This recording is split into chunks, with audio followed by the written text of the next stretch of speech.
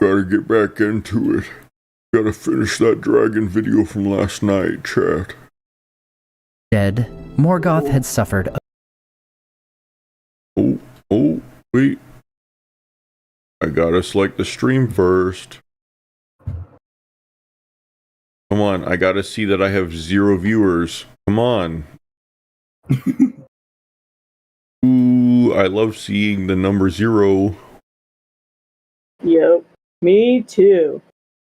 True. Oh. Okay. Boo Bear, if this was a video, I'd be able to hype it up. But since it's not a video, I can't hype it up. What are you talking about? Snore. a great loss. Snore. However, his first dragon would not be his greatest. Chat. All right, Other chat. dragons We not gotta up to rewind date. it No, a little bit. For twice beloved Turin, Nienor casts herself from the brink and is lost to the river far below. Turin, waking at the death of the dragon, discovers the truth for himself from another who had heard Glaurung's last words, and casts himself upon his own sword. With Glaurung dead, Morgoth had suffered a great loss. However, his now don't quote me on this, but I think Turin, I think Faramir and Boromir are descendant of Turin. But I don't know that for certain. first dragon would not be his greatest. Other dragons, known as Glaurung's brood, either by parentage or simply others of the same species, Oh my god. would wreak havoc in further wars and battles. Just 11 years after Glaurung's death, Morgoth would launch an attack on the last great hope of the Noldor, for he had finally discovered the location of the hidden city of Gondolin. He sends an army of orcs, balrogs, and dragons, and catches the elves by surprise. The city and much of its population is destroyed. While we don't know how many dragons there were, we are told they were many and terrible. Aside from Glaurung, we know the names of only 2 other dragons of the First Age. One is Gostir, of whom we only know its name, which means Dread Glance. The other would not be revealed until the War of Wrath, which begins in the year 545. Finally deciding to move against Morgoth, the Valar send the host of Valinor to Middle-earth, where a massive force of elves, men, Maiar, and possibly even some Valar make war upon an uncountable force of orcs, along with the Balrogs of Morgoth. This war would last for 40 years. All right. In the final years of the conflict, He's starting to get a little too big for his britches. He's starting to get a little uppity. A little too big for his butt plug. Yo, a little too tight for his glass butt plug. of Valinor to Middle-earth, where a massive force of elves... My glass butt plug when during the opera. Oh It my shatters God. in my ass when the man hits the high note. Men, Maiar, and possibly even some Valar make war upon an uncountable force of orcs, along with the He got too OP, so they had to nerf him. Balrogs of Morgoth. Like us and shit. Maiar, and possibly even some Valar make war upon an uncountable force of orcs, along with the Balrogs of Morgoth. This war would last for 40 years. In the final years of the conflict, facing the defeat of his forces, Morgoth unleashes his last and greatest weapon, the winged dragons, never before seen in Middle-earth. Oh shit. The host of Valinor is caught by surprise, overwhelmed by the sheer devastation of the flying fire drakes of Angband. The dragons are led by Ancalagon the Black, the largest and most powerful dragon in the history of the world. Damn. This one's like... The skies erupt with lightning and flame. It kind of really seems like this video is just full of spoilers, so how about we just change it to a different one? Yeah, I know. That's why I was like a little iffy on it, because All it Okay, I does didn't is know you were talk iffy on about this video elements. specifically. I thought you were talking about just like in general what videos we might want to watch. That's why I was like, Oh, huh? yeah. Yeah. Because, like, there's, like, so much to each of these wars, and, like, Yeah, he's the only kind of like, dragons are just a part. Like, it's like The Hobbit. If you only knew about the Smaug part, it's like, okay, well, there's so much more to that. That's just, like, a little hint to it. I know. Mm-hmm. How about It's a question. you go to the Valinor one? Or Valinor. There was one, it looked like. Just the History of do the Linden. No, not that one. Do the creation of Arda. What? Why do I give a fuck in the about middle. that? Well, because it's cool. Okay. I'll put this one. Yeah, chat, Over just for context, Boo Bear doesn't like cool things. Yeah, just like a small addendum that you guys are going to need to keep in mind. Yeah, it really is. Which of the following statements really is best describes Google Play games? Android app for mobile games? How about in the beginning, dog Eru, shit ass platform? the one. Okay. I'm not really looking to watch the start of the entire world, but okay. In the beginning, Eru, Okay. the one. Okay, who what in do the you want to look at, Boot Bear? I don't know, just go through the general lore of it, not necessarily start from chapter 1. Well, like, you're saying in general lore, like, this, like, is a pretty big part to the general lore. Alright. Elvish tongue is named Ilúvatar, made the Ainur of his thought, and they made a great music before him. In this music, the world was begun. Today on Nerd of the Rings, we cover the creation of Arda. At the very foundation of Tolkien. Generally, the way I like to learn isn't starting from the beginning. You start at something like in the middle and then work your way out both ways, backwards and forward. Well, that's what you've done. And now you finally worked yourself up to the beginning. Nah, dude. Tolkien's created world, there was only Eru, the one. And it is by this god figure's actions that the world of Ligma balls. Ligma balls. Now, okay.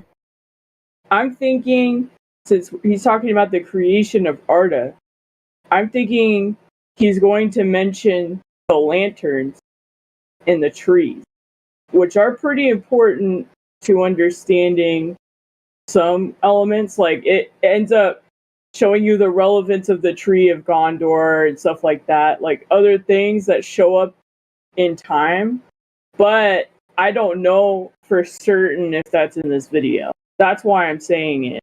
Like, why it's so important for some of the elements that you see later on. Okay. Arda would come to be. But prior to this creation of the world itself, he would first create the Ainur, the Holy Ones. These would be not only the first.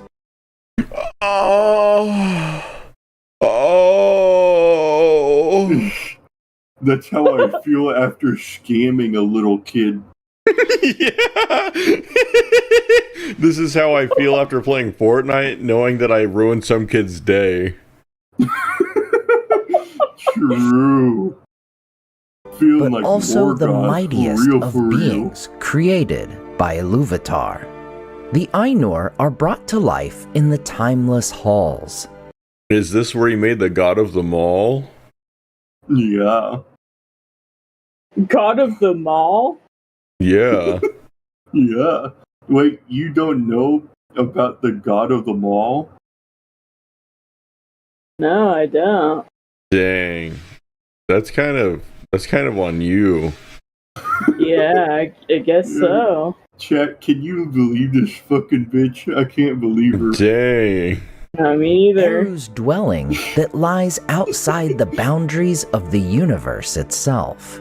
The Ainur consist of different orders of being.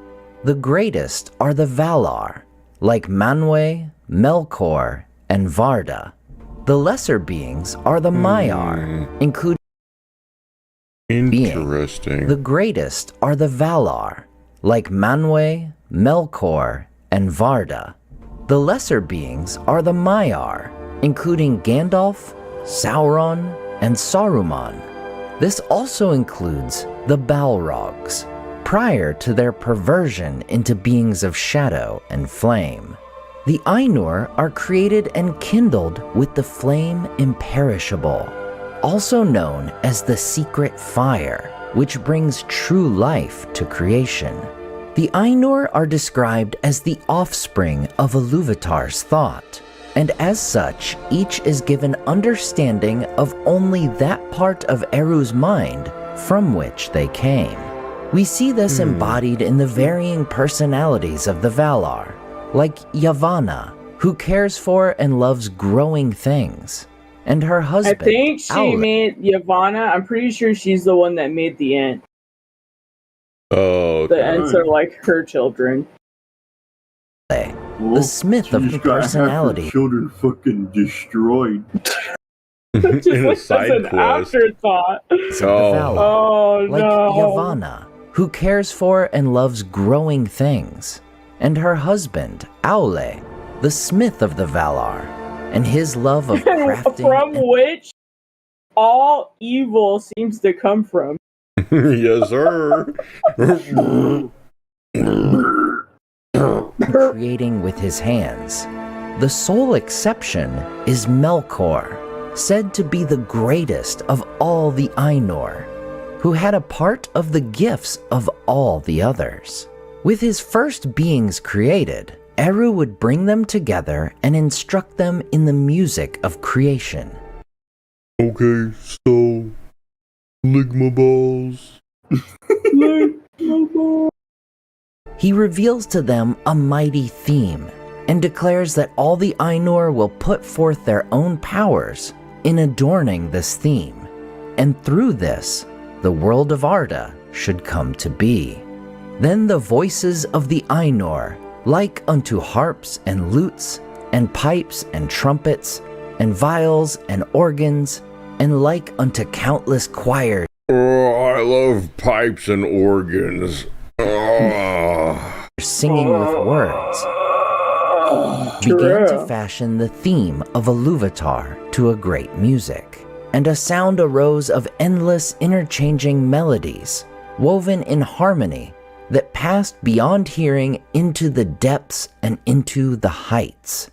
And the places of the dwelling of Iluvatar were filled to overflowing, and the music and the echo of the music went out into the void, and it was not void.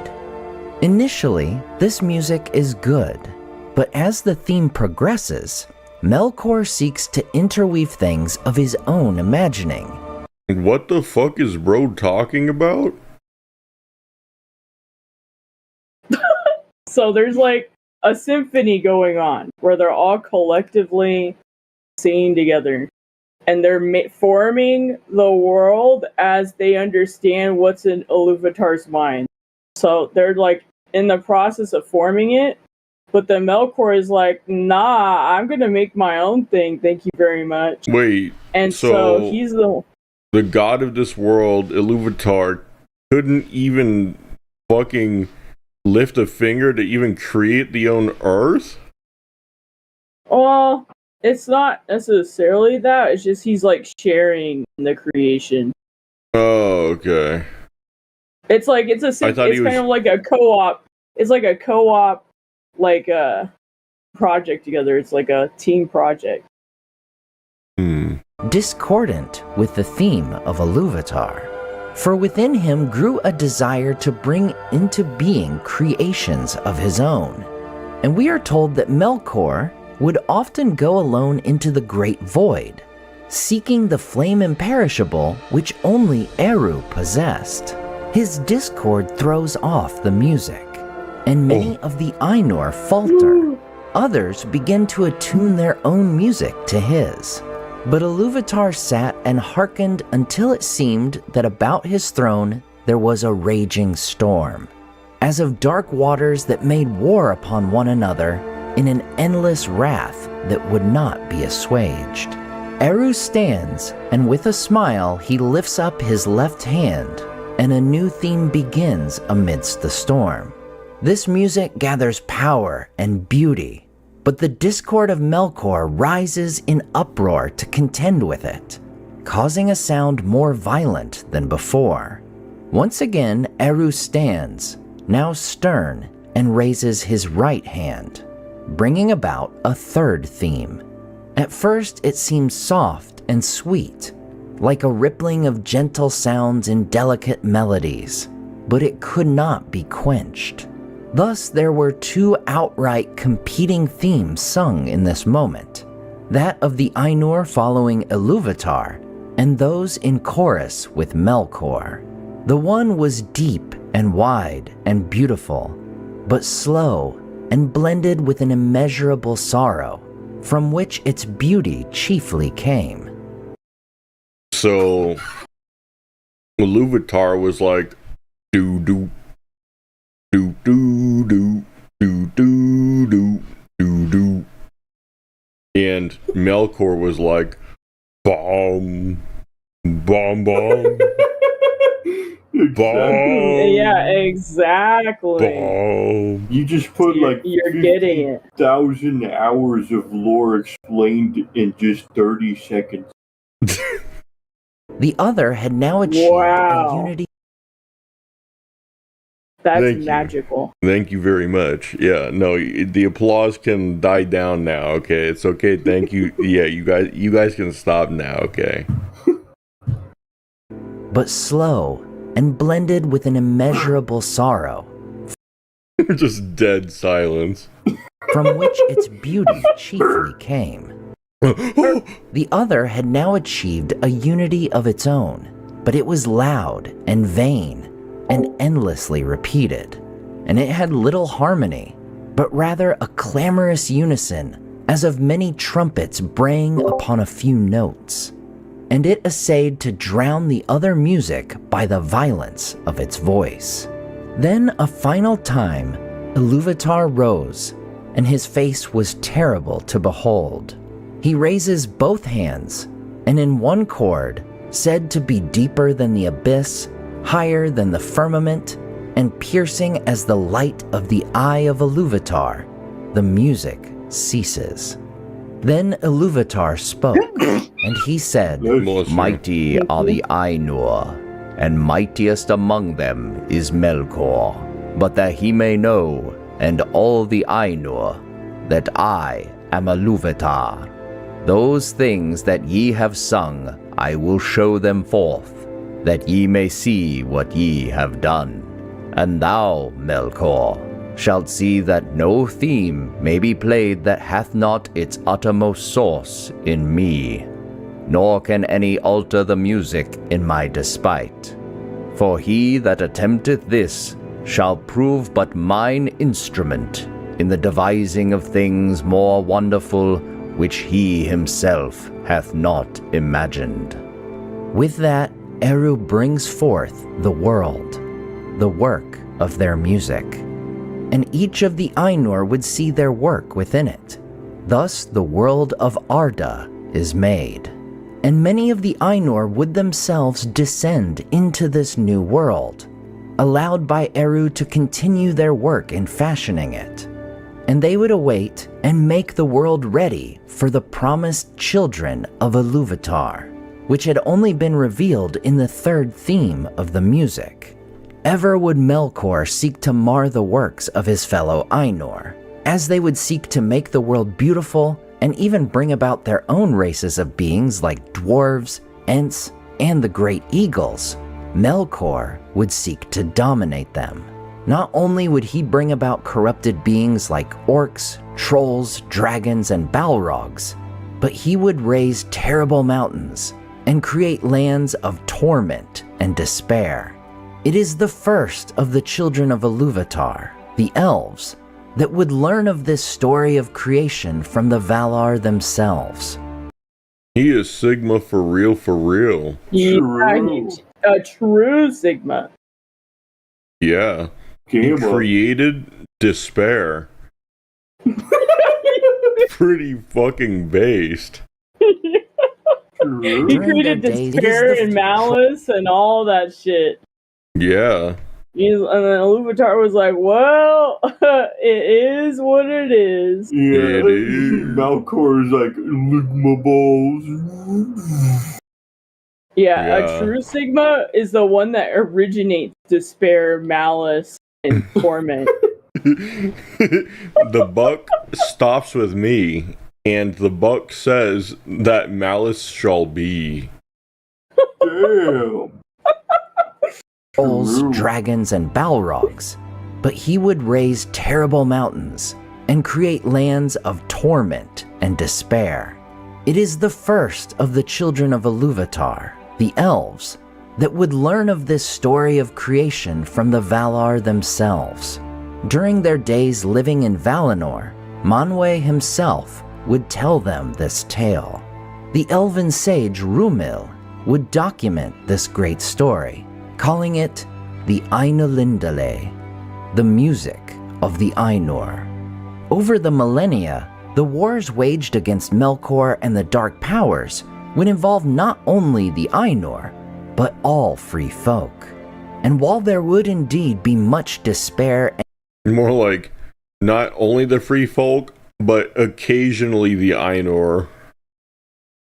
Yeah, just occasionally. Yeah. Occasionally they get out their fucking ass against Melkor and the Dark Powers would involve not only the Ainur, but all for the most free part, folk. they're just fucking around the forest like Tom Bombadil, bruh. Yeah, they're just chilling. And while there would indeed be much despair and evil that would come from the theme of Melkor, even these works of the Dark Lord would prove but the instrument of Iluvatar in devising an ending more wonderful than Melkor could have possibly imagined. And it is said that long after the ultimate victory over Sauron and Morgoth, that there will come a second music.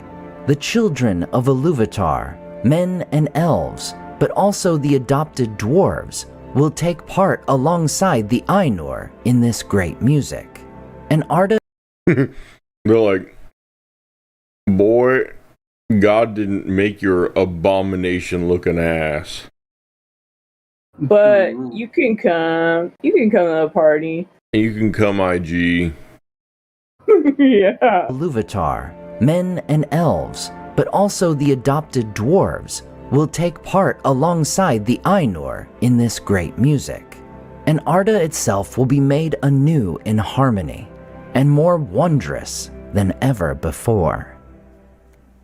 As always, I want to say a huge Oh, so you talked about the most basic part. I was gonna say the rest of the making Nope. of the world. Lamau. Well, it's okay. You still learned about so the Maya. I think some Maya can be wrought from the thought of Valar. Huh. Say that again? I think some Maya can be birthed from the thought of Valar. It was a great kingdom of the elves, home of the last High King of the Noldor. So, places like Rivendell and Lothlorien, they're all just single cities, right?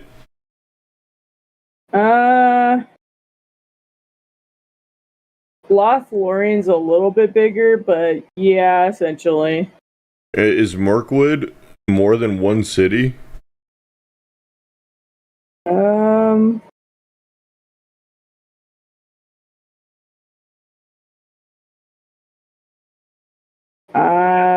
There's like colonies, but I wouldn't say it's like a full-on city.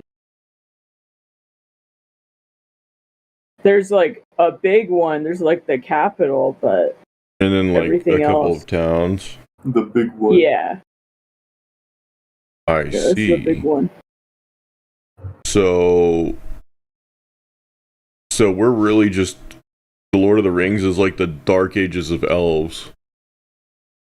Yeah.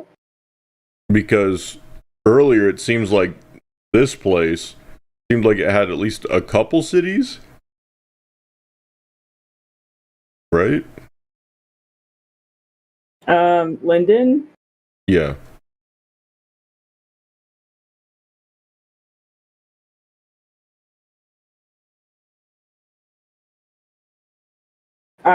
Yeah, we're just Think gonna ignore you, by the way. Yeah, I was just gonna say I was gonna start doing some like elevator music. Do, do, do, do, do, Okay, guys, I haven't do. brushed up on my Lord of the Rings Okay. knowledge in probably Yeah, 15 I'm gonna years. Well, then judge get the you fuck outta completely, here. totally, Like, you're supposed to and be- utterly based off of any knowledge or lack thereof you have from here on out. So, Yeah, then Yeah. why are I you think I'm even doing here, pretty good. Lord of my the Rings, image of you I is think totally I've been doing- You blown. should get your fucking ass out of here if you ain't got anything to offer. I think I'm You're doing ju- pretty you're just good Lord for of the someone who Rings hasn't lore. read. I haven't read Silmarillion. I haven't read the Unfinished Tales, and I haven't read Lord of the Rings in probably like 10 years. So I think I'm doing pretty good. Yeah, I could probably. I will Daniel, definitely shut the do fuck better up. than Visa, my image of you is totally blown. Yeah. Well, Yeah. can you retain knowledge without looking into it for like 10, 15 years? Yeah, I can. Ask me anything. Yeah? What was the first Sumerian king? It was yeah. Chat. It's I think it's about time to end the stream. Later, y'all. Oh, hey guys. You just chilling out? Yeah, we're just chilling out. Oh yeah, we're Yet, just while it chilling. would be a realm of great Anyway, as I was saying, I don't think Linden had. They had ports. That's the thing. It's like their thing was like pretty nice ports. Well, They might have had an island. I mean, those are cities, though. Yeah, I don't know if they're individual cities. You don't just have I think a Linden- port in the middle of nowhere with nothing else. Like, a port is attached to a city. Yeah, but I'm just saying that I don't know if they're named on a map. Well, I meant, when I say a city, I mean just, like, separate areas of, like, separate centers where there's, like, groups of elves. Like numbering- Minas Morgul. Like Minas Morgul and Minas Ithil and stuff like that. Yeah. Yeah, I think there are. It's just Okay. they're not very big. I just don't think they're very big or prominent. Alright. I would consider an area of, like, more than 1,000 elves being in a close proximity as kind of like a city. Then yeah. Alright. It was a great kingdom of the elves. Yeah, Home of just the saying, last- guys, don't get too attached to Linden, by the way. Spoilers. High king of the Noldor. Yet, while it would be a realm of Dude, look at that. That's badass. True. Yeah, great true. wisdom and leaders, the rise of Sauron would bring great conflict to its borders, and Oh, eventually no, really? the fall of its king and the dwindling of his land. Today on Spoilers. Nerd of the Rings, we cover the history of Lindon. While the realm of Lindon is mostly associated with the Second Age, the seeds of this realm were sown in the First. For the western lands of Lindon are the only mainland portion of Beleriand that was not destroyed in the War of Wrath. After this cataclysmic battle, the elves would build a haven in the gulf that was formed when Beleriand sank into the sea. And for the western lands of Lindon. What happened to that place? Well, are the only mainland portion of Beleriand that was not destroyed in the War of Wrath. After this cataclysmic battle, the elves would build a haven in the gulf that was formed when Beleriand sank into the sea. And over the following 6,000 plus years, countless elves would sail from the Grey Havens to the uttermost west. Wait. So they sailed from Valinor to here? No, they sailed from here to the Valinor. Oh, it sounded like that was the other way around.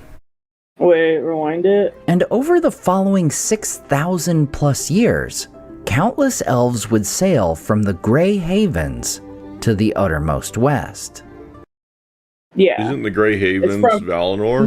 No, the Grey Havens is a port off of Middle Earth that people stop by before they go to Valinor.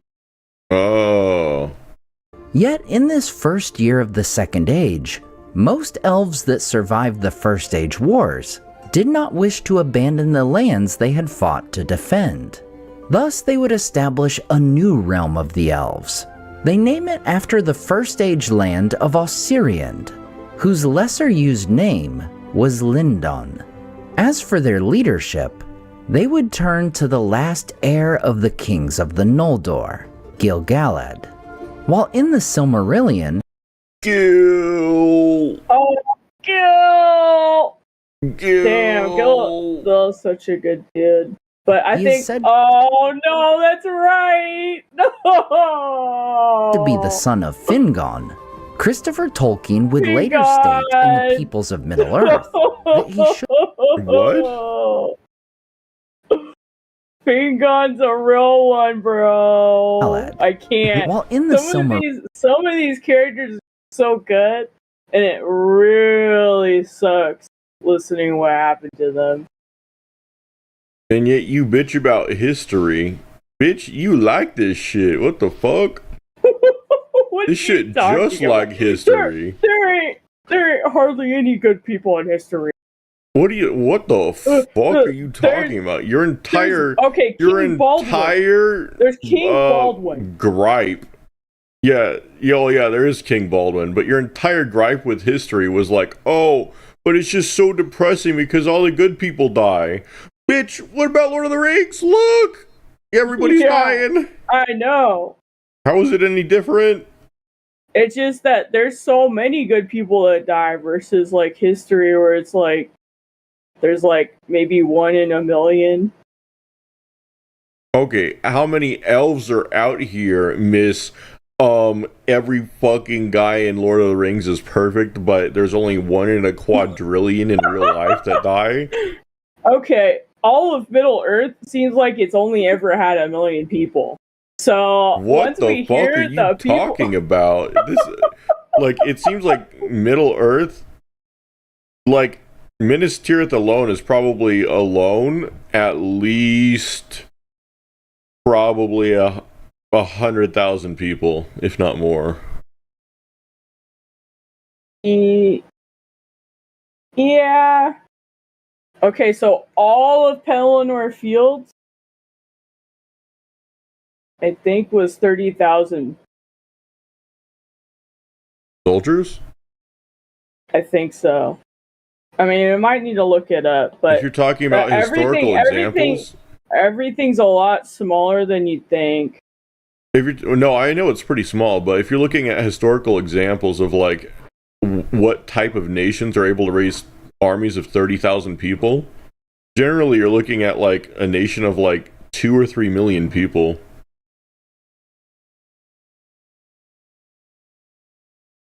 Yeah. But also, isn't Lord of the Rings kind of like when everything's like dying down, like Gondor's on his last legs?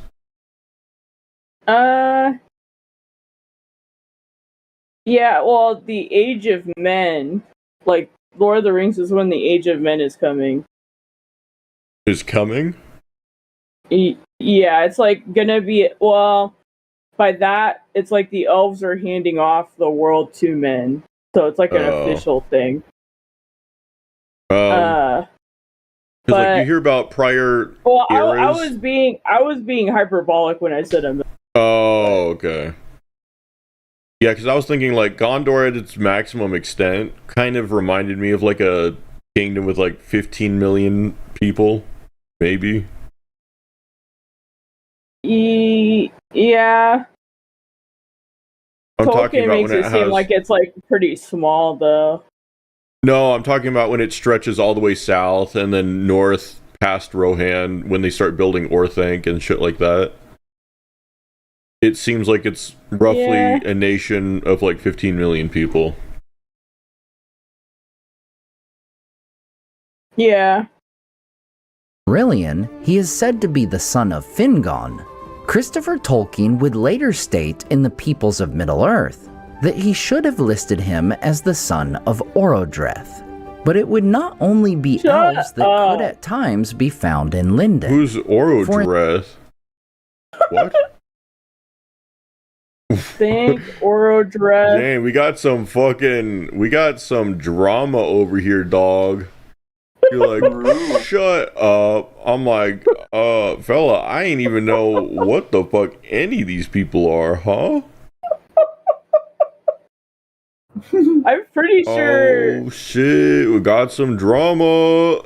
Orodreth is a Sindar, whereas Gil-galad was the king of the Noldor. So I don't know about that, Chief.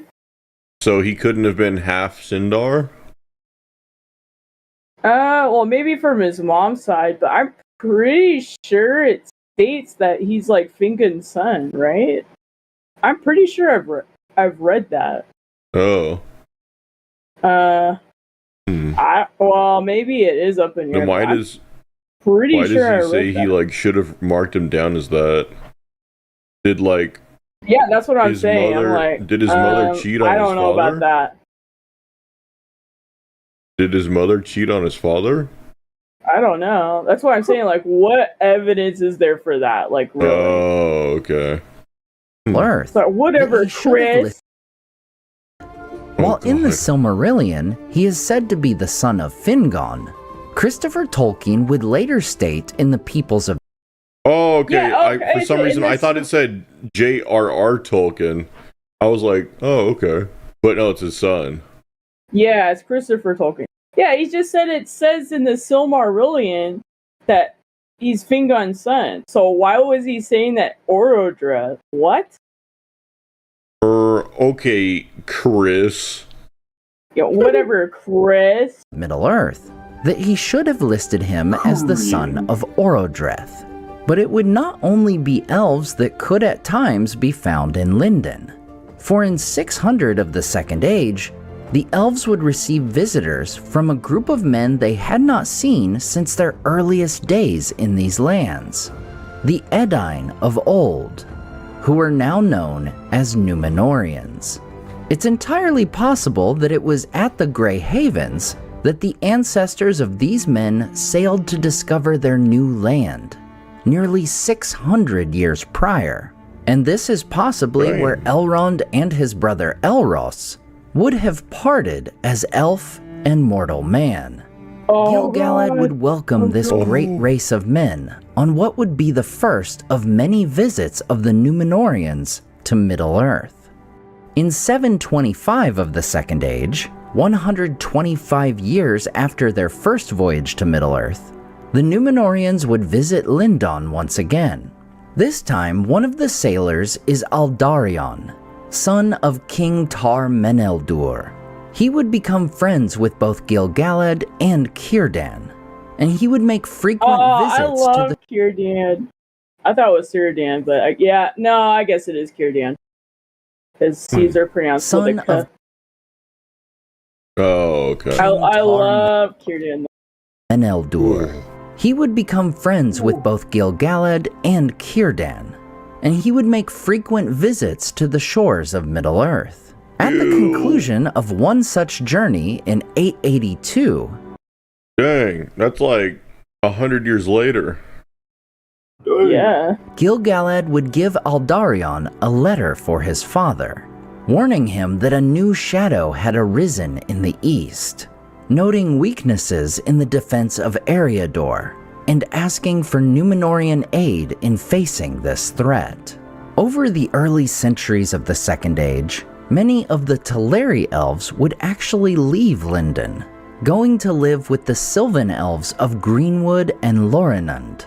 Among them is Thranduil's father, Orofer, who would become king of the Woodland Realm. There would also be a migration for others among the Noldor, Sindar, and Green Elves, who would follow Galadriel and Celeborn into Eriador. In 750 of the Second Age, some of these Noldor would follow Celebrimbor as he goes near the dwarves of the Misty Mountains. Wait.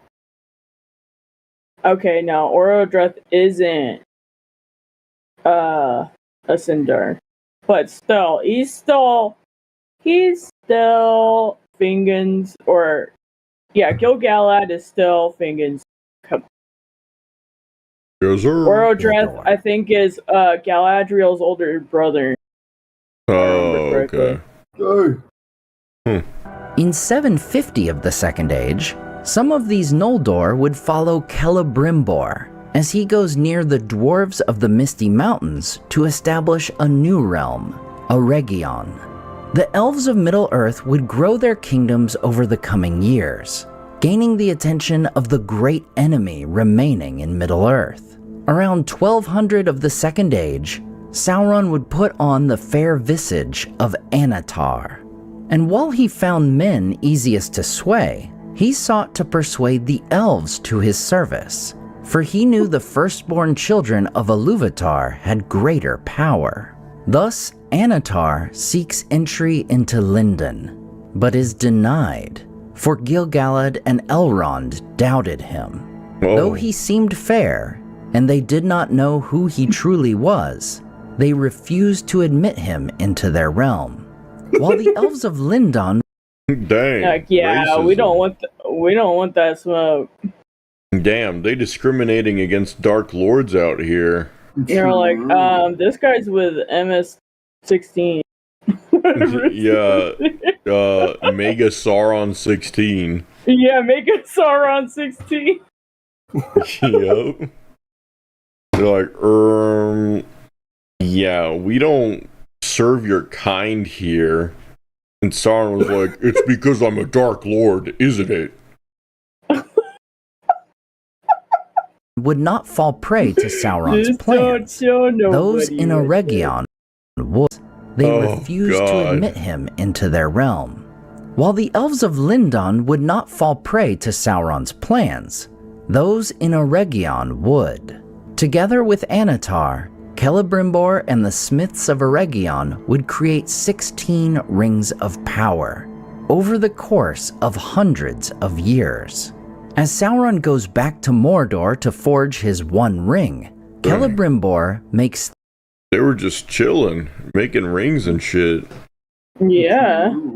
3 more rings. They're on that grind set. Yeah. Rings of the elves. As Sauron's deception is discovered... So, like, why were they so powerful, though? Like, what did he do?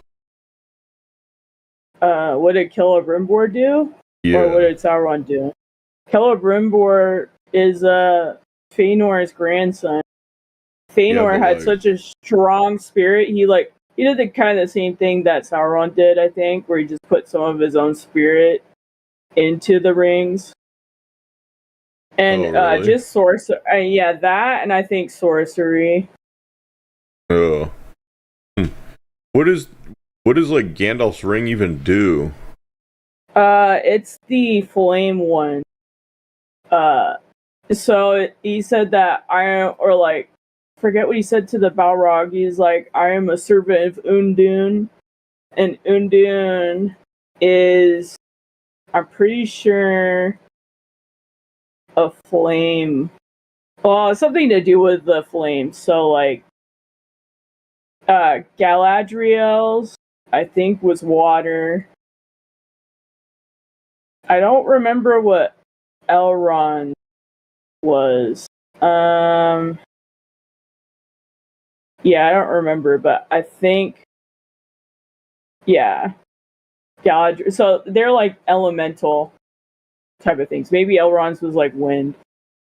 I think they might have used some of the power of the Valar too.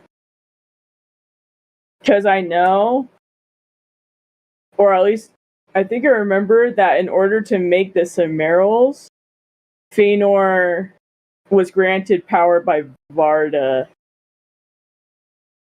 I think. I could be wrong. Okay. Interesting. Oh. Okay. Covered, Celebrimbor sends the 3 rings away. One to Galadriel in Lothlorien, and the other 2 come to Lindon, given to Gil-galad for safekeeping. Gil-galad would in turn entrust Narya, the That's a rough drawing. Yeah, that is. Ring of Fire, to Círdan, I don't know what while you're holding talking about. Vilya, the Ring of Air, himself.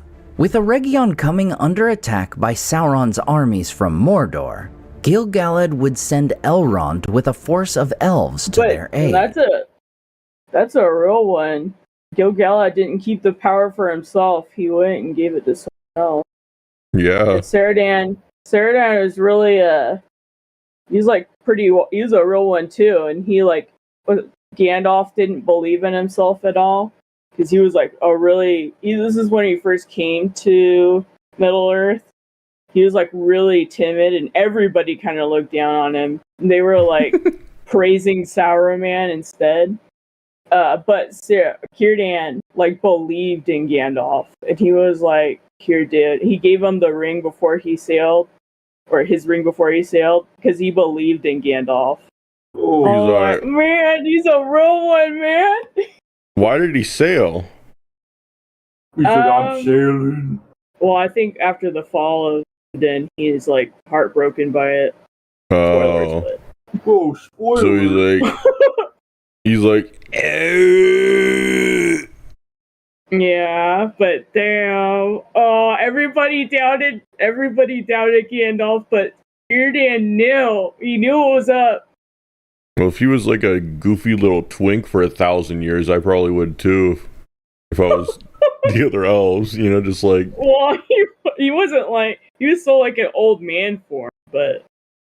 Well, yeah, I know, but like, if he's like, I don't know, I'm just gonna go find this fortress and ignore it for 900 years. Damn, it's not it's not exactly, his fault. That's more like Saruman's fault, but at the same time, like, Gandalf, it's like, okay, bro, like, I get it. You like want to listen to Oni-chan, but at a certain point, it's like, damn, maybe like after like 400 years, you could go check it again. Like, why does it take him so long to get his act together? Well, he just needed some encouragement, The encouragement was like so the end of the earth, though. What? I said the encouragement was like the end of the world, though. Yeah, well, that's just how it is sometimes. Yeah, it's like, I like Gandalf, but damn, he should have picked up on things a little bit earlier. Oh, yeah, but he clutched up when he needed to, okay? Yeah, he did, but it's like, come on, man, he could have done that a couple hundred years earlier, a little bit. I mean, he didn't think highly of himself. He just had some self-confidence issues, I know, but he had them for thousands of years, though. I know, but Círdan knew that, and he was trying to lift my boy up. Yeah, but that's good, but it didn't work. I mean, it did eventually, but Well, see, that wasn't the thing that lifted him up, though. The thing that lifted him up was the world collapsing. Well, yeah, but it partly was that. I mean, if it didn't happen until 1,500, 3,000 years later, okay, not really. J.R.R. Tolkien spaces things out kind of with a little strangeness, and so I was wondering. Broad strokes. Broad strokes. I was wondering if maybe he added the wizards into the lore afterwards, and that's why it took so long. But that's going meta. Headcanon. I'm just saying that Gandalf, headcanon, he just, he was in his feelings for a little while. And maybe yeah, but it's couldn't he have, helped out before Arnor fell?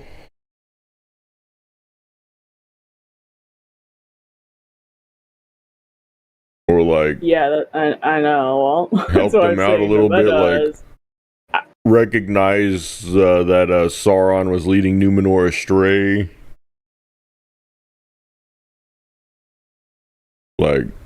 Something. Yeah, I don't know what any of the wizards were doing at that time. They're just fucking around, dog. Yeah, I know. Yeah, so maybe J.R.R. Tolkien kind of retconned it by adding the wizards afterwards, and then he was like, "Oh shit, I can't. How do I add this shit into the story?"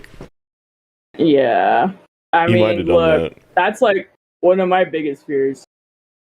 Is retconning some shit at the end and be "Oh fuck, I know. Yeah, how do I can't. Yeah. How do I incorporate? Don't get me wrong. I like that Gandalf's a thing in the story. It's just if you retcon him in near the end, it's like, all right, well, why were they just fucking around for 1,000 years? Well, the thing is he had different elements. Too many things. The thing is, J.R.R. Tolkien had all these separate areas in his history, but it was just connecting them that was kind of tricky, I guess. Oh God. So he made all the branches, but not the trunk. It kind of seems like that. Oh God. I don't know. He was a whimsical man. I mean, this is a lot of stuff to put together. Yeah, it is. Which is why it's kind of funny. It's wow. Come on, play it. Oh my God.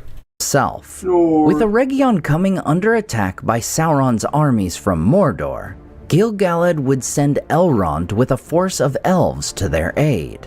Unfortunately, Eregion would fall in 1697, and Elrond would lead the Wait. When was the last time they showed what year it was? 1600. So this is 1678. Elrond with a force of elves to their aid. Unfortunately, 1697.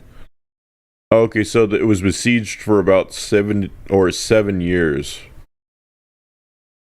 Damn. Jeez. Because it said Sauron fucked off for about 90 years. Yeah. Damn, so it was under siege for a while. Damn. Eregion would fall in I'll get to it in a minute. 1697, and Elrond would lead the survivors of the city north, where he would found Rivendell. Sauron's victory would open up to him the lands of Eriador, and over the next 2 years, Sauron's orcs would overrun the region. I like how the dwarves aren't doing literally fucking anything when they're right there. Well, they do come out to get on their cankles, but then they fuck off. They do come in clutch briefly. The generational clutch. They call it a generational clutch because it only happens once in a fucking generation.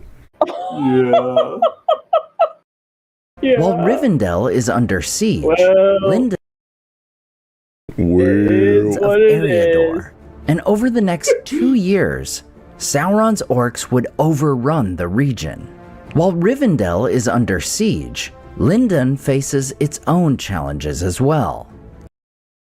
I feel like we don't really get a full sense of what Rivendell looks like in the movies, because like it just seems like a mountain, a waterfall, like a bridge, someplace that looks nice, but it doesn't really seem that defensible. Yeah, the thing is like J.R.R. Tolkien, some areas he mapped out pretty good. Like there's this one old elven kingdom that he mapped out really well. Thangorium or Thangorum?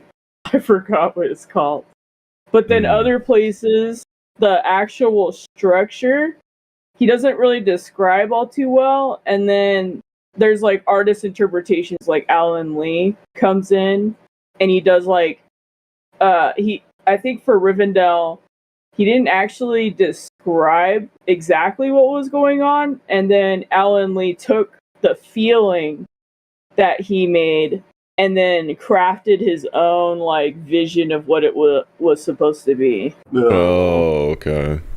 Was this after J.R.R. Tolkien died? I don't think so. I think Alan Lee did discuss things with J.R.R. Tolkien. So it's kind of interesting that some areas are like really mapped out well with a lot of detail, like Helm's Deep, Minas Tirith, or Minas Tirith. Yes, sir. And that Thangorium. Some of the... Do that again, I'm gonna need to go into your room and kick your ass. Oh, God. You know what? But, okay, continue. Yeah, I was just saying that some areas he, like, mapped out really well, but then others he just, like, kind of left to imagination. Gil-galad and his people would barely hold the line at the River Lune. It would seem the elves were facing a losing battle, and it was only a matter of time until they would all fall to Sauron's superior forces. Yeah, maybe your goofy asses should have gotten in on that a little bit before he came knocking on your door. Bro, yeah, that's like a big thing in Lord of the Rings. Like, even in the actual Lord of the Rings, like, the events of it, it's just like the Ents didn't want to get involved. The elves are kind of like slow to get involved. Aragorn doesn't really want to be king. Everyone's just kind of be slow on the uptake. It's like, oh my God. But I figured that's kind of what Tolkien felt like, that frustration. Probably felt like while in the army himself, you know? Yeah, probably.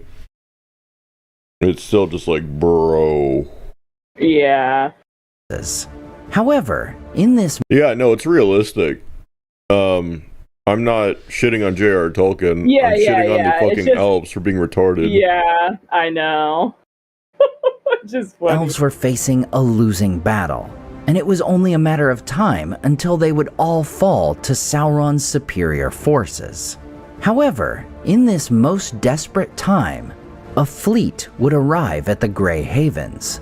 Numenor had come. This fleet had been sent by Tar Minastir, the heir of Queen Tar Telperion, the great-great-granddaughter of Tar Aldarion. Sauron suffers heavy losses and is forced to retreat southeast, making a... Oh, that's the thing about men, though.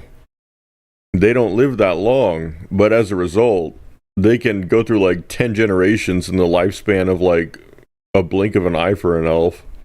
Yeah, I know. It's like, oh, we're already on the great-great-granddaughter. Wow. Yeah, which means that whereas this one elf might have had like 2 or 3 kids, by the time that man who left and now his great-great-grandchildren are here, he probably has at least like 50 family members from that. Yeah, I know. I know. So like it's like the elf version of orcs. Just Yeah. so many of them. Oh shit. They're like, damn. Okay, well, what? at least these are on our side. Yes, sir. Stand at Sarn Ford, he is defeated once again. Though he is reinforced, the elves and men would defeat him once again in the Battle of Gwathlo. Damn, they just crushing his ass. They Kabedonning this fella all around the earth. Yeah. Thanks to a second force of Numenor sent in secret to Londair. Damn, they just set up a smooch factory down there, dog. True. Yeah. They just coming on down. With Sauron defeated for a time, the wise of Middle-earth would meet to discuss what had transpired and what moves to make going forward. This group, made of wise men and elves of the age, would decide Imladris would be maintained as a stronghold in eastern Eriador, replacing Eregion. In secret, Gil-galad gives to Elrond the elven ring, Vilya, and after this loss, Sauron would forever harbor a hatred of the men of Numenor.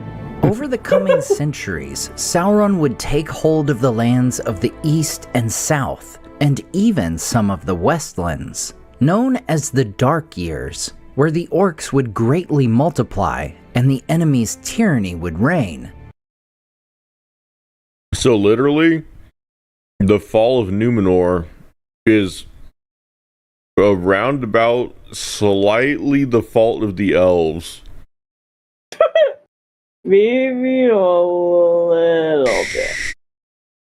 We don't talk about that.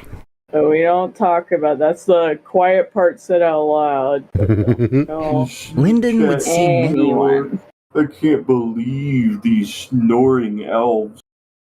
Oh god. many flee to their Yeah. lands. As the Dark Years, where the orcs would greatly multiply and the enemy's tyranny would reign, Lyndon would see many flee to their lands. As the elves are hunted by the Dark Lord, they seek the safety of Gil-galad's realm, which remained beyond Sauron's reach. These days of flight saw many elves take refuge in Lyndon, and some would finally abandon Middle-earth, sailing from the Grey Havens to Valinor. Those fucking pussies. I know. If you're gonna end up in heaven anyway after you die, why not just die? Ooh, because it's Because you'd have to be uncomfy. brave. You'd have to be brave to do that. Not really. All you gotta do is die. Like, if you know for a fact that you're gonna go to heaven, why wouldn't you just... Like, dying is scary because even if you have, like, faith of, like, where you're probably gonna go, you don't fully know. And that's the scary part. But these elves literally know. Yeah, I know. that's true. They're like, ooh, it's uncomfy.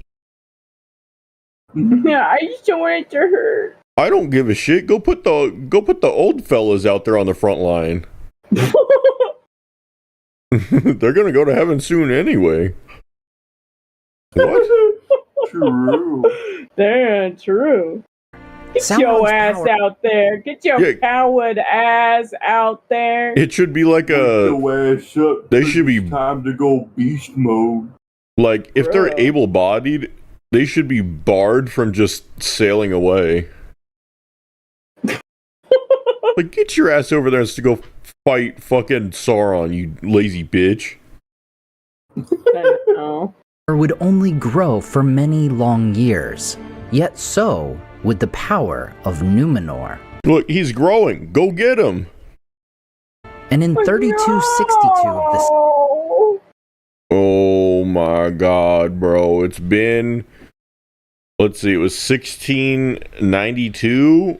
It's been 1600 years. They've just been We're at letting war, Sauron grow in IRS. power. Yeah, Wait, this is war, IRS. This means war, IRS. This means war. Yeah, it's been 1,600 years. 4 million orcs. Second Age. Its 25th king, Ar-Pharazôn, would launch an invasion of Sauron's lands. After his own followers abandoned him, Sauron would surrender to Pharazôn and go back to Numenor as a prisoner. This development is a gift to the people of the Westlands, as they are finally left in relative peace. Gil-galad, as a result, Oh, thank God. Those men, they took care of it for us. is able to extend his power and influence. It is said that he would not only control most of Eriador, but all the way to the borders of Greenwood. However, this would all end some 57 years later. How do you lose this advantage? Look at that. They're too busy sipping tea, bruh. The first indication of evil deeds would have likely come to Lindon in the form of the sea itself. For the waters would ride in upon the land, covering some of the coastlands of Lindon, never to be seen again. Is that some of the fallout from Numenor? It's either that or I think Ase. So Ase is one of the more powerful Maya. He's like the Lord of Storms. I think he was assuaded by either Sauron. Yeah, I think it was Sauron. That might have been him. Wait, so he converted a god of storms? Well, just like briefly, he came back, or he stopped. So he's like, oh, I'm gonna wipe out half your coastline, and then afterwards he fingered to the corner of his mouth. Oops, sorry. If I'm remembering correctly, yeah. What the fuck? I'd be like, bro. And his wife, I think his wife was like, "Bitch, what you doing?" He's like, "Oh, I didn't mean that." Bro, you wiped out half my coastline. I'm gonna need to get some of this back for you. Gotta recuperate those costs. The sea itself. For the waters would ride in upon the land, covering some of the coastlands of Lindon, never to be seen again. The cause of this displacement of the sea is the sinking of the entire island of Numenor. Yeah, see, that's what I thought it was. Yeah. So the sinking of Numenor caused a tsunami. So God caused a tsunami that ended up affecting a nation of people that had nothing to do with what Numenor did. What a fucking dick. Kind of a dick move. I'm trying to think who was the one that brought down Numenor? Well, it was God. I know it was God that Eru. opened the earth. Yeah, I know it was Eru that destroy or opened the earth, but I'm just wondering who sank the island of Numenor. Wait, who? I'm gonna just look it up. Sank the I thought island. it was also Eru. It might have been island. Are you serious? Are you serious? Are you?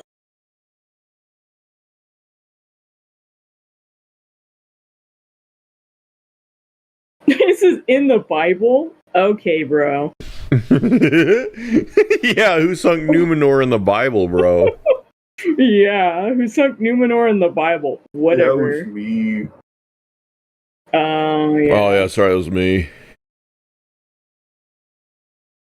Oh, okay. So, oh yeah.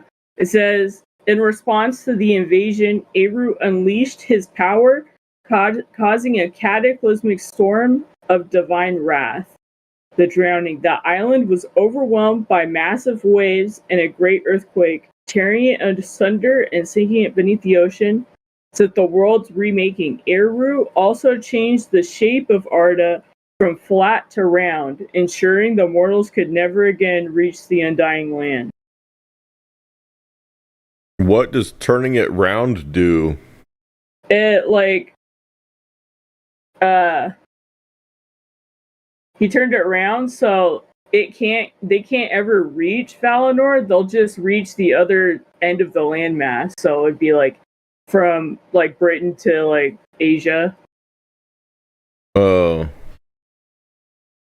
So then how do the elves get there? The elves get there through like their passage. They have like a rite of passage. So they have magic? Wait, who did Ase train? I'll say what? I say what? I say.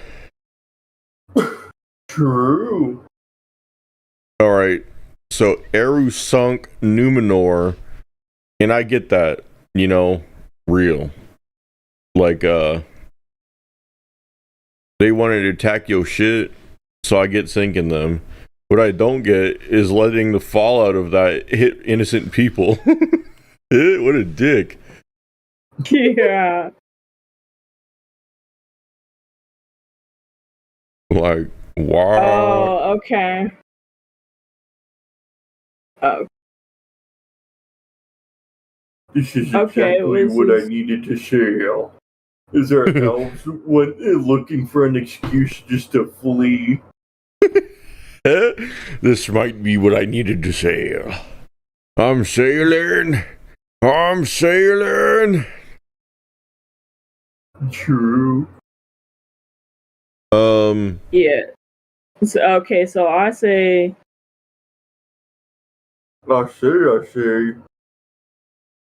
he dragged the island of Tol Erisia.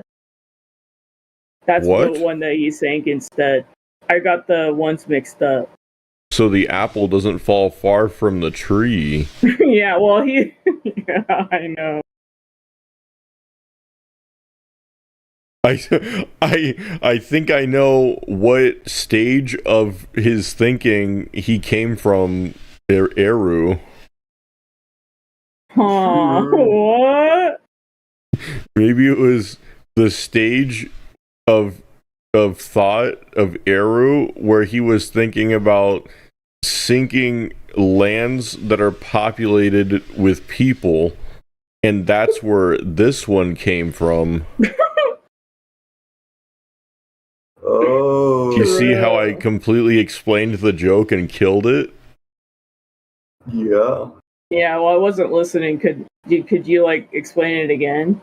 Yeah, so you know in the previous lore video how they said that the Valar come from places like the part of Eru's mind that he was thinking about during that time?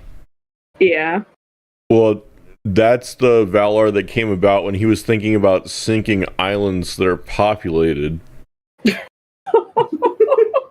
True. Well, chat, It's I like guess. a island sinking on my mind. Yeah, and then he was like, oops, I accidentally created this Valar that is now going to sink an island in the future. Oh no. Well, it's a man, but yeah. Yeah, oh whatever. no. Yeah, but when the elves woke up in Middle Earth, and then they went west, right? Did they? Yeah, they woke up on the landmass in Middle Earth. Some decided to stay. Those are the Sylvan elves. And some decided to go. And those are like the Noldor and stuff. Okay. On their way to Valinor, on this island that they were using, is the one that Ase brought into the ocean. Wait, say that again? He brought that island into the ocean to no. them or wait. Which one? Ase. No. The island. You said they were using it for what? Full. They were using it as like a port or like a pit stop on the way to Valinor, and then he dragged that one into the ocean to like disrupt them. Oh. And then Eru was like, you know what? You didn't go far enough. I'm going to drag the entire fucking country into the ocean. True. You like a little surf and turf? Well, how about surf meet the turf? True. But I think, yeah, Numenor went there to like fight God, kind of. So he was like, oh, well, fight this!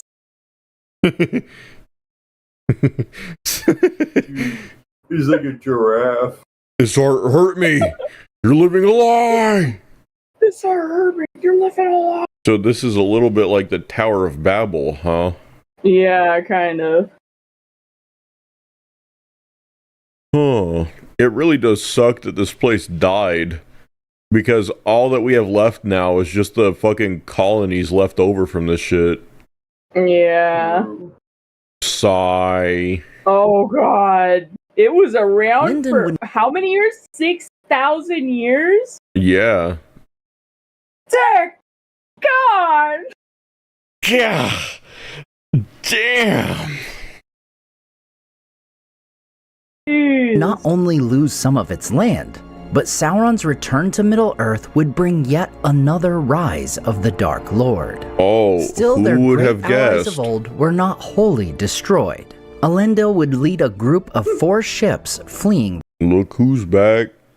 Back again. Back again. Guess who's back?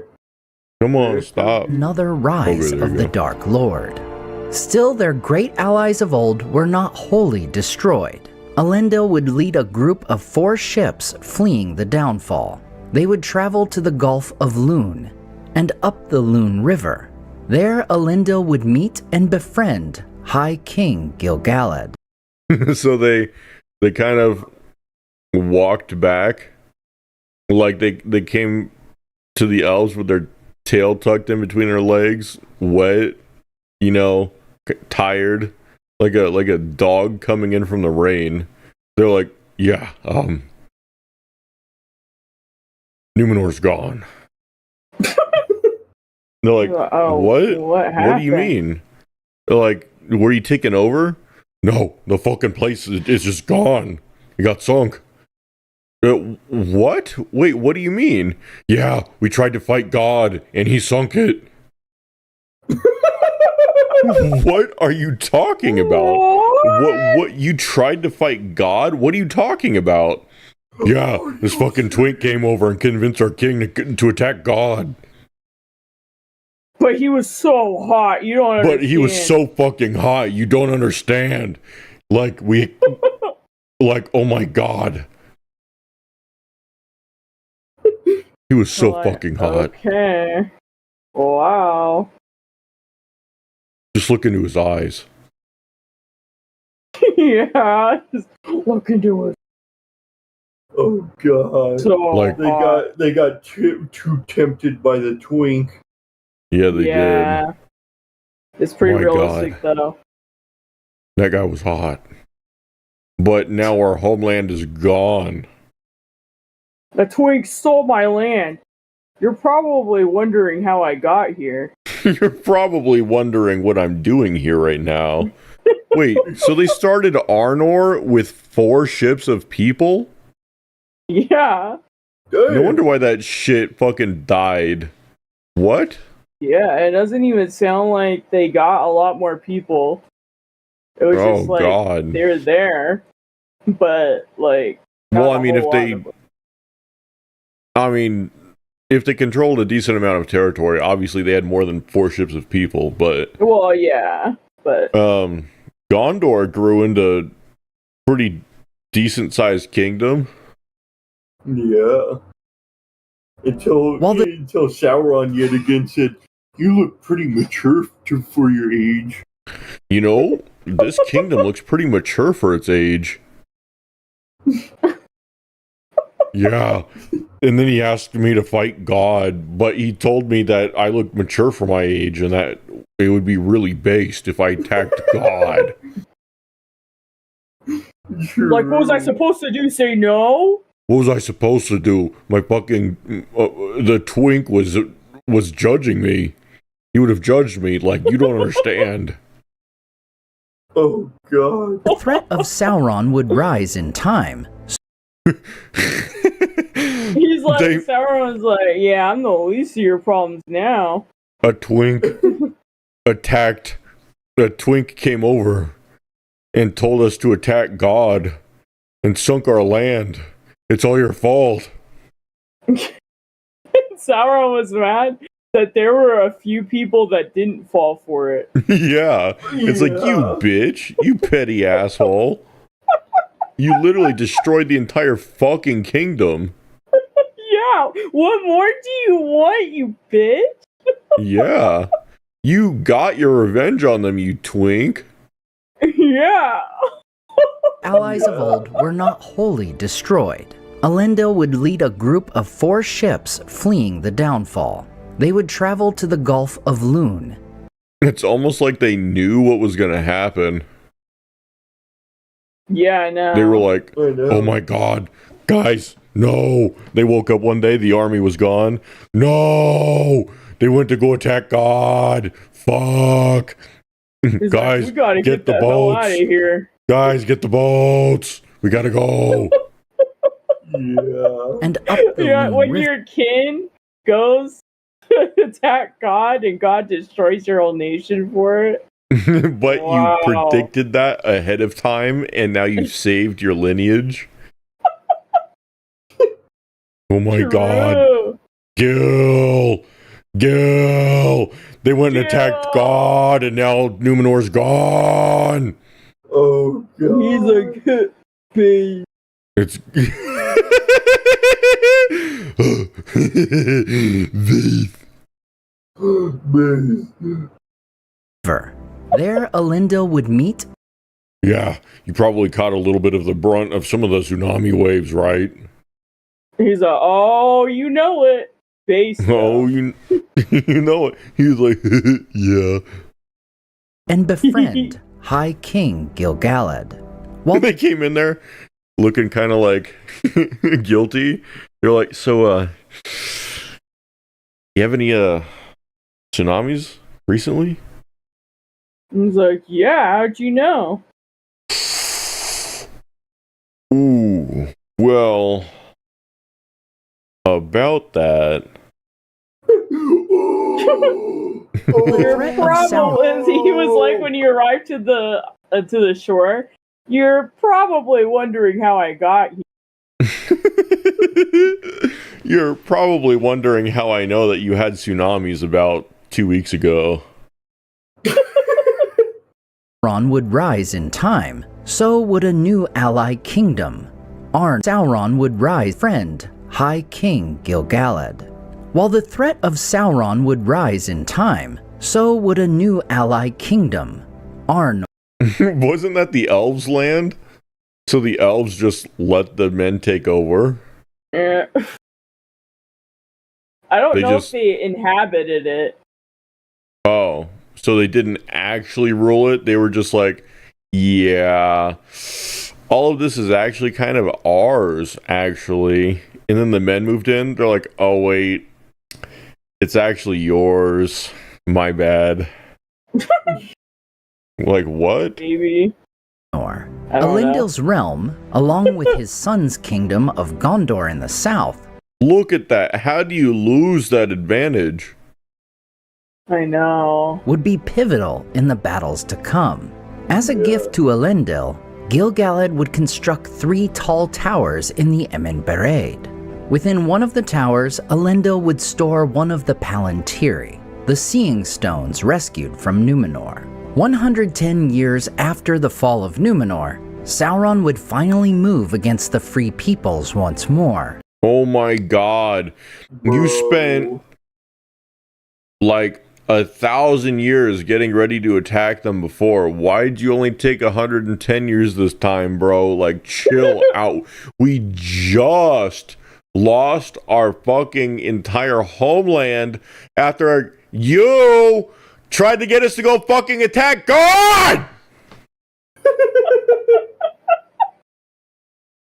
And now you're attacking us 100 years later because we didn't all go on our little kamikaze strike on God. You fuck. I said we fight together! He's like, I said we fight together. It's like, you're still here, you dick. What the fuck? You didn't, like, yeah, okay, you didn't lose your homeland, you cunt. You fucking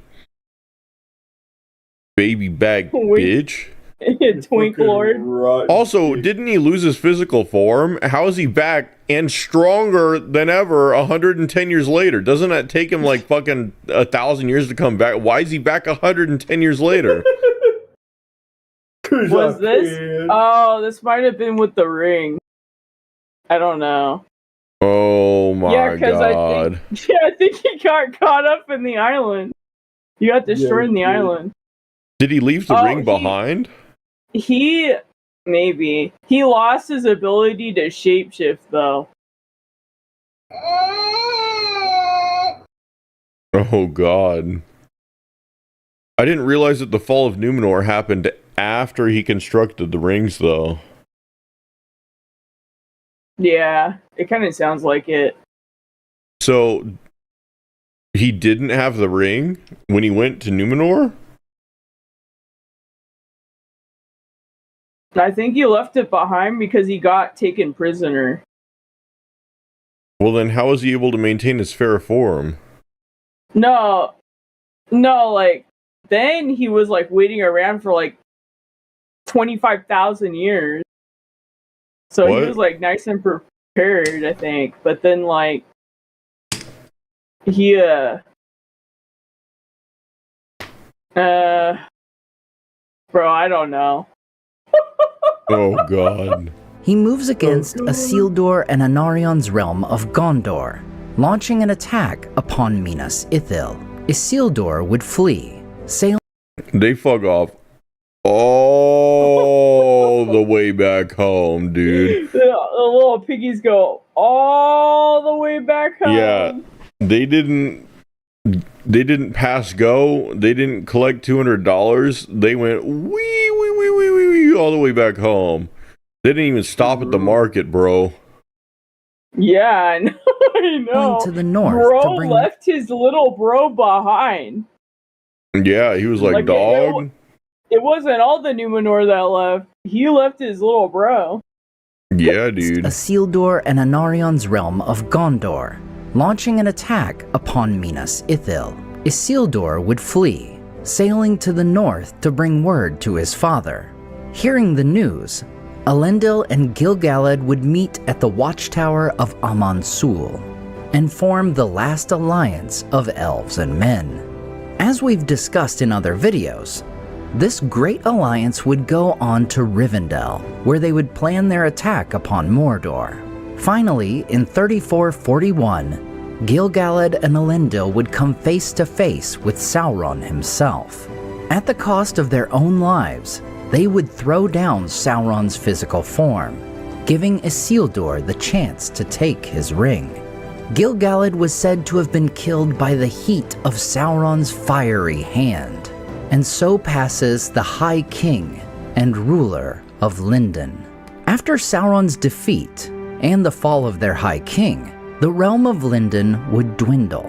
Not only were some of the Noldor lost during the war, but many of these elves would finally decide to leave Middle-earth and take the voyage into the west. While technically next in line to do so, Elrond would not take the title of High King of the Noldor, though he would remain a great leader in Eriador. Bro. Why the fuck does he have any room to criticize Aragorn?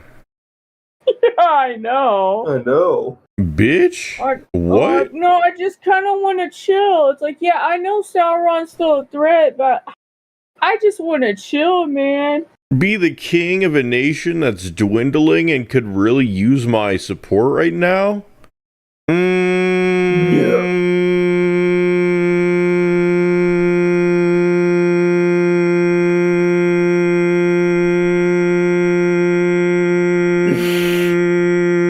Nah. I'm good. No, As for you guys are fine. next in line Yeah, to do you're so, fine. Yeah, no, you're fine. Elrond would not take the title of High King of the Noldor, though he would remain a great leader in Eriador. As for Lindon, it would be ruled from this time on by Círdan, who would serve as Lord of the Havens. 1,000 years into the Third Age, Círdan would receive 3 Istari, who Okay, so that's when. Oh, that explains. That explains a lot. There What? you Then go. why did he? Why did he mention that the blue wizards affected Haradrim, like in the The previous? Haradrim. Yeah, Haradrim. Yeah, well, In our previous video, when this was like after Sauron attacked Eregion and destroyed it pretty much. I think he's getting his timeline mixed up. Snore. maybe. Well, no, because beforehand he said they maybe were influenced by the Blue Wizards. Yeah, he said they maybe were, but Were the Blue Wizards? Did they arrive before these 3? no, all the Astari arrived together, and Gandalf's like, "That's the last time I ever saw them." We arrived to Middle Earth together. Lamau. so 1,000 years later, 3 Maya show up as like oh, sorry, from God. I know. I know. He's like, yeah, your entire coastline got fucking raped Yeah. after They got Numenor. swallowed whole, bro. After Numenor got fucking dunked in the drink. True.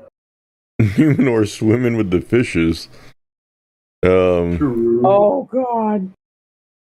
And he's like, oh, sorry. Here you go. You're gonna have some like cool wizards. And They're really do cool. anything. He's like, just so you know, they're like really cool. They're cool enough that one of them is going to turn evil, and the other one is going to be kind of timid for like 2,000 years. But it's alright. And then the other one is just going to get bird shit on his face. But don't worry, it's gonna be so cool. It's so based. sailed from Valinor to Middle-earth, landing at the Grey Havens. And he's like, no, but like, it's going to be so based. Like, just watch. Just like, see, like, wait, look. While in some accounts the number of Istari here is 5, Tolkien's later writings state the Blue Wizards would have come around 1600 of the Second Age. Oh. Oh. So there was a. Wait, is that like a. It's 2,400 years mistake? earlier. Was that a mistake? No, he said in his later writings, so he corrected it. Oh, okay. He changed it. In some accounts, the number of Istari here is 5. Tolkien's later writings state the Blue Wizards would have come around 1600 of the Second Age, alongside the great elf Glorfindel. Upon meeting Gandalf, Oh, okay. Glorfindel was like, get me back there, fam. He's like, dog, I need to come back. Yeah, And they're I like, ain't oh. done. Okay. And then he looked at all the other elves, like how Yelena looked at Armin. He looked at all of the other elves in Valinor and was like, bitch, y'all fellas are just staying here like a bunch of pussies. Wait, didn't Fëanor sail from Valinor to Earth? Yeah. Then why do I keep hearing that Glorfindel was the first one to do that and only one? No, Fëanor didn't die. Or, okay, so, the elves, when they sailed west in Valinor, is when they started the kingdoms of, like, Noldor and Sindar stuff. And, that's where Fëanor was born. He was born in Valinor. Galadriel was born in Valinor. I'm pretty sure Glorfindel was also born in Valinor, like a lot of elves were. And then the War of the Silmarils happened, and in order to chase the Silmarils, because they were stolen by Morgoth, they all went to Middle-earth from Valinor. And then they just stayed. And then they were like, this place actually kind of sucks. This place is fucking lame. Place is fucking gay. I'm leaving. Fëanor died pretty much instantly trying to 1v10 Balrog, so... Lamau, why didn't he just respawn? I think he was imprisoned. Oh god, so they Kavidoned him? Exactly. Imagine getting caught, Lamau. Wait, is he still in prison? I think that because of the kinslaying, he's the one that brought death to the Undying Lands. So, I don't know if they're ever gonna release him. Oh. Yeah, he didn't have boats. Let's just say that he he killed the people who made the boats. So he kind of got like a GTA 5-star rating. Yeah, he did. Why didn't and then God sink his Galadriel boat? Also killed. I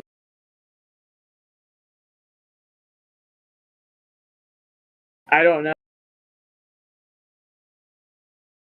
I see. Well, yeah. So there's a two-tiered policing system by God. Yeah. The thing is like Fëanor made an oath to God, and he forced he kind of forced Galadriel and his sons. I mean, they weren't like super forced to, but he made an oath to God that he would bring back the Silmarils. So that might have played a role in it. God probably was like, hey, buddy, that didn't include killing people in the Undying Lands. Yeah. Is that a kinslaying? Is that a kinslaying? I mean, his whole line was pretty much cursed after that, so... Is that a Saturn? That's probably their punishment. Is that a Saturn? Wait, isn't like Elrond part of his line? Let me think.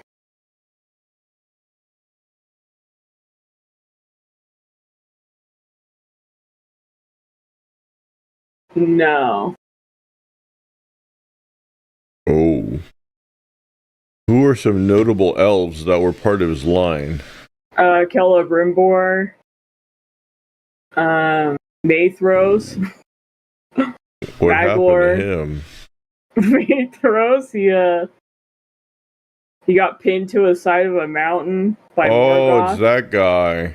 Yeah. And then his cousin. Yeah. And Fingon, his cousin, came and saved him.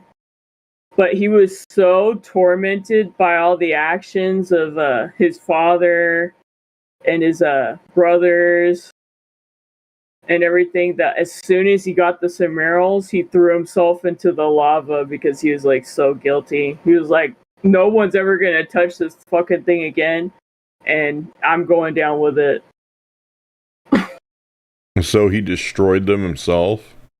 He destroyed one. Another one was taken by another son of Fëanor, Maglor, to the ocean. He cast it into the ocean, and he's actually the one that's unknown what happened to him.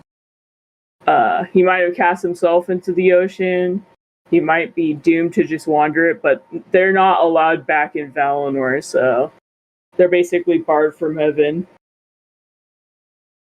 Damn. All because of Fëanor? Yep. Fëanor. Damn. He's kind of a goofy guy. Yeah, true. He's like, yeah. He's God's goofiest warrior. Yeah, he's the gaffiest warrior. Yeah. Yeah, he is. My face when I'm God's goofiest warrior and he's not happy with me.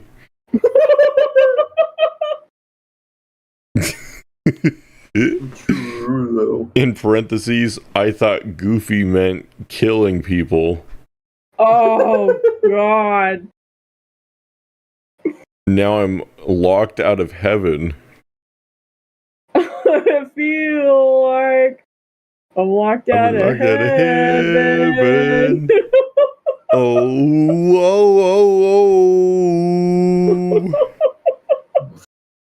Yes, sir. Círdan would give to him Narya, his ring of power, to aid the wizard in his efforts against Sauron. Though Lindon is diminished in power, it would still prove to be a valuable ally to the heirs of Elendil. For in the Angmar Wars of the Mid-Third Age, the Elves of Lindon would frequently aid the men of Arnor, often in partnership with the Elves of Rivendell. The Elves of Lindon would... Yeah, I thought the Flood took more of Lindon. Oh. They kind of just sat there with the Mike Sully face for a couple thousand years.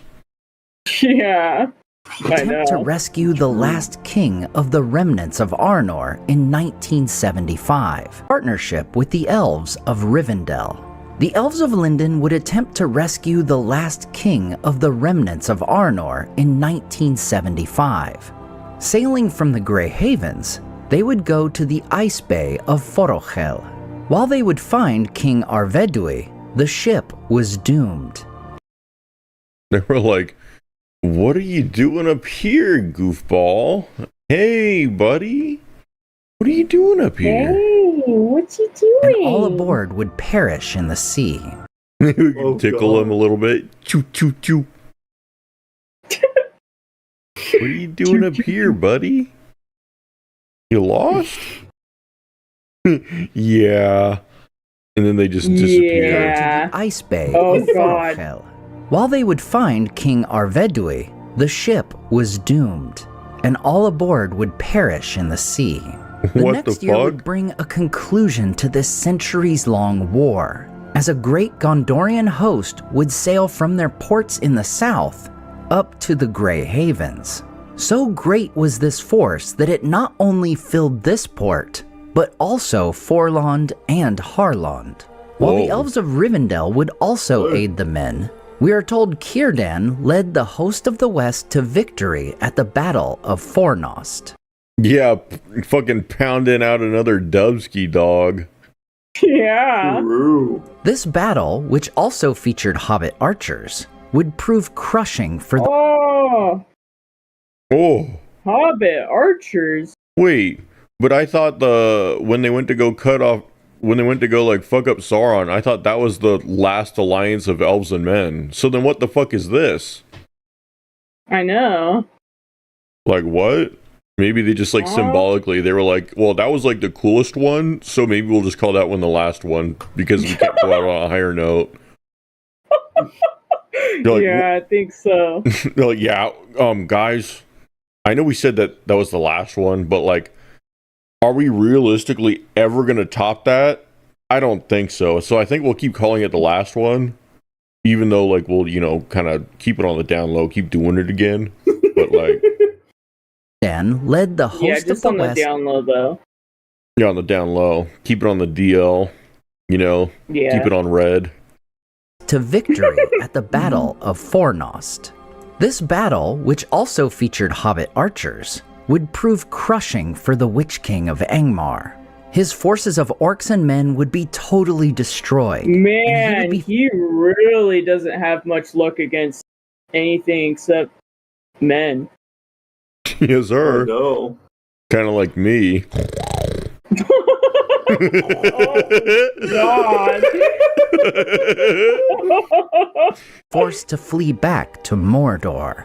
Later, in 1318, after the One Ring had been revealed, Círdan would send an elf named Galdor to Rivendell.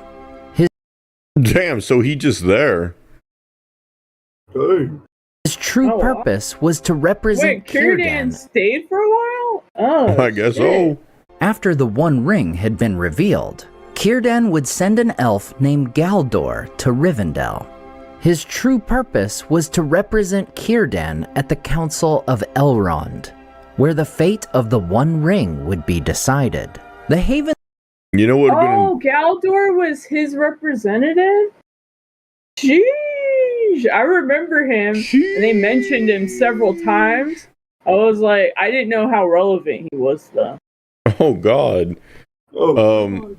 It would have been so funny if, like, one of the delegations that was sent to the Fellowship of the Ring arrived late and had to catch up with them. Oh shit! Yeah, that would have been a cool element. Yeah. To Mordor. Later, in 1318, after the One Ring had been revealed, Círdan would send an elf named Galdor to Rivendell. His true purpose was to represent Círdan at the Council of Elrond. So why don't we... So that guy didn't become a part of the Fellowship? No. Oh. Okay, why? I don't know. He's like, you guys got this covered. Also, Hobbiton's right there, and he couldn't send any protection for the hobbits? I know! That's what I'm saying, bruh. Instead, they get, like, freaking Grima. In fact, I think even Sauron came back and destroyed the Shire. Wait. Let me go see if I remember that correctly. Did Sauron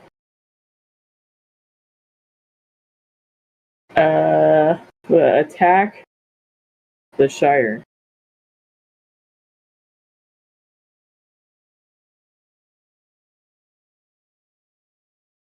Yeah, it says yes, Sauron did attack the Shire by sending his agents, led by Lotho Sackville Baggins, to seize control and industrialize it after his defeat at Isengard. It was a Baggins. Yeah, it was a Baggins. It was a Sackville Baggins. What's a Sackville Baggins? Those are the ones that they're always talking shit about. Oh shit, they were right to talk shit. Yeah, they were right about it the whole time. Traitor! You're a traitor! Although he was no longer a great power, Sauron, taking the name of Sharky, intensified the damage through his ruffians. What? The attack was largely an act of petty revenge. So he wasn't there in a physical form. He was there as a cloud to power up his ruffians. The attack was petty largely, revenge. What a bitch. Petty revenge against the hobbits and Gandalf, who played a significant role in Sauron's downfall. The hobbits eventually revolted and drove out Sauron and his forces, liberating their homeland. Okay. Where the fate of the One Ring would be decided. The Havens would also come into play after the final present Círdan River of Loon. at the Council of Elrond, where the fate of the One Ring would be decided. The Havens would also come into play after the final downfall of Sauron. Many of the few remaining Noldor would finally leave Middle-earth behind, sailing from Círdan's realm. And on September 22nd, 3021, Círdan would see the ring bearers board the White Ship.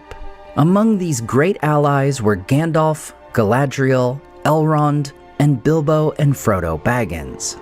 Likely diminished even more in the Fourth Age, Círdan would continue to lead whatever remained of Lindon from the Grey Havens. He would likely have also seen Samwise Gamgee sail west some 61 years after Frodo. Oh. So, wow, he stuck around for a long time. Damn, so he was chilling. Yeah, Círdan is the man, you know? Yeah, he is. Bro was there. Bro was chilling. Yeah, he was. What is it called? So not all of the elves left, but like most of them. Yeah. Oh, okay. Why did Frodo sail immediately?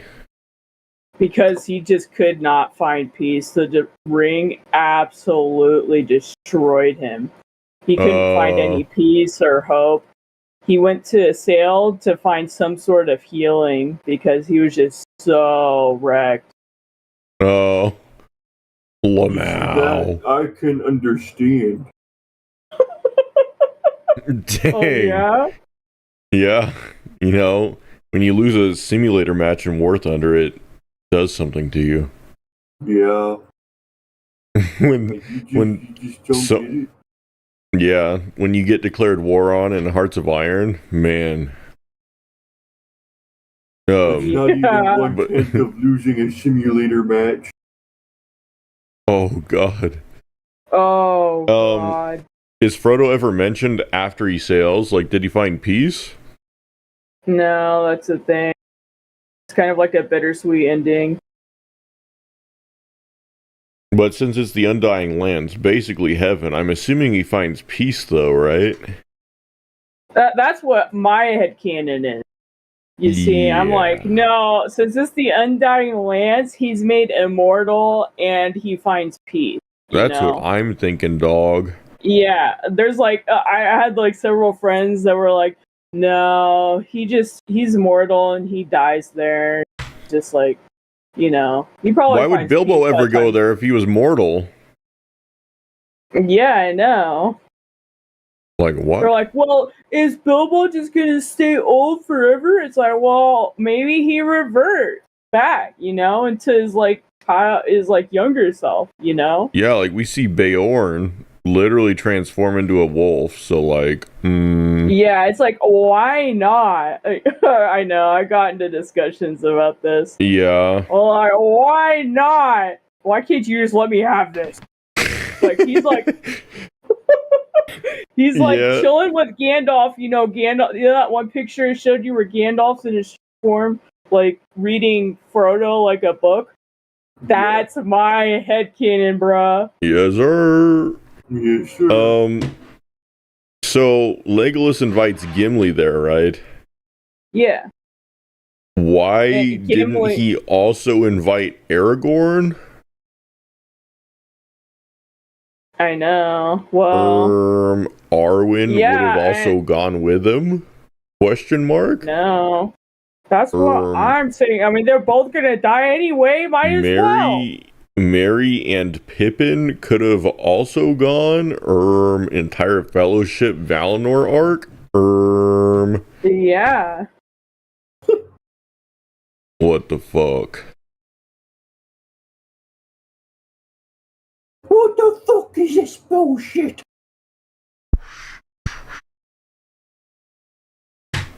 Eventually, however, the Grey Havens would have no further purpose in Middle-earth, for a day would come when no more elves wished to make the journey to Valinor. So, at some unknown date, decades later into the Fourth Age, Círdan would take the last ship, which he had constructed. Joined by Celeborn, they would take the straight road to the Undying Lands, leaving the lands of Lindon and the Grey Havens behind. For men to inhabit, maybe? That shit looks based. Yeah. Like many other elven realms, it would presumably cease to be in the Fourth Age. Itself a remnant of the elven glory of the First Age. If I was Aragorn, I'd be like, wait, what was that? What'd you say? Oh, wait, they left that shit behind? Well, go fucking send out a colony or some shit. I know. Yeah, And Like bro, many other- like, don't elves have any children? I Don't know, they, like, dog. Stay or anything like that? Like, hey, like, bye, mom and dad. I'll see you later. How about I stay behind? Does that mean Thranduil left? No, I think Frandle stays. Oh shit. No more sailing from here, though. Yeah, yeah, I know. Elven realms. Yeah, I think it either he stays the longest or he like stays forever. Based. Hey, Damn. Okay. I what a see. goat. would presumably Yeah. What? I said, what a goat. I know. cease to be in the Fourth Age. Didn't his wife get fucking destroyed by orcs? Well, it doesn't really mention his wife, so we're assuming she did. And But I Arwen don't is know. like, oh, and then she becomes mortal and fucking can never see her dad again. Whereas Thranduil is I just know, like, bro. yeah, no, I'm being here for fucking ever. I know. I know. Yeah, he lost his parents brutally, or at least he lost his dad brutally. Yeah, Legolas his fucking son leaves to go to sails. heaven. He's like, later, dad. And then his dad's like, yeah, oh yeah, later, son. I'll be out there, fucking never. Yeah, bye. The fuck? Based? He's a part of the base department, dude. Based, but yet he did nothing during the War of the Ring. I know. Bro. Hell, Oh, he was hello? just taking a snooze break. Well, I he sent might- my son. Isn't that enough? Isn't that enough? He might have helped because there was that battle over Dale. Erebor. Yeah, of Dale. So he might have helped there. Age. Itself a remnant of the elven glory of the First Age, Lindon would dwindle throughout its history, though it would never cease to aid the free peoples in the struggle against the dark powers of Middle-earth. As always, I want to say a huge thank you to all my Patreon and YouTube supporters who make this channel possible. Tom DeBombadil19, Lissamy the Cinda, Rabbi Rob Thomas, Charles Leisure, CCDC Red Team, Joe Tepper, The Mighty Mim, Andrew Carlisle, Swirled Traveler. Pretty good video. True. Once again, chat. It's time to go check out this video. I'm posting it in the chat. Nerd of the Rings. Nerd of the Rings. Nerd of the Rings. Nerd of the Rings. Oh, by the way, go join the Discord too. Okay, well, I think that's it for tonight. We just do Lord of the Rings. Hell yeah, brother. We're at the Dang. 2 hour mark. Oh shit. Yeah, it's been 2 hours. Oh. Gosh dang, that's super glue.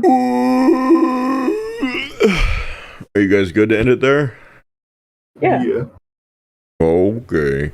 Well, Chad, it's one of those days. It's been real gay. Now fuck